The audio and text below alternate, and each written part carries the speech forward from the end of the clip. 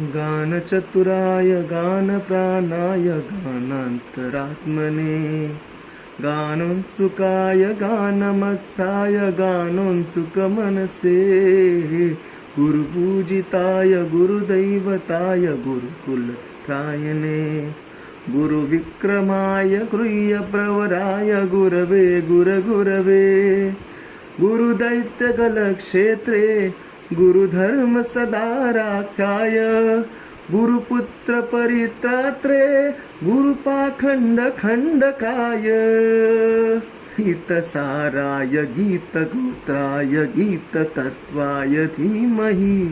गोसहस्राय गन्धमत्ताय गोजयप्रदाय धीमहि गुणाधीशाय गुणातीताय गुणप्रविष्टाय धीमहि एकदन्ताय वक्रतुण्डाय गौरीतनयाय धीमहि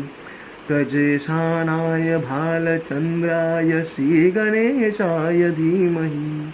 एकदन्ताय वक्रतुण्डाय गौरीतनयाय धीमहि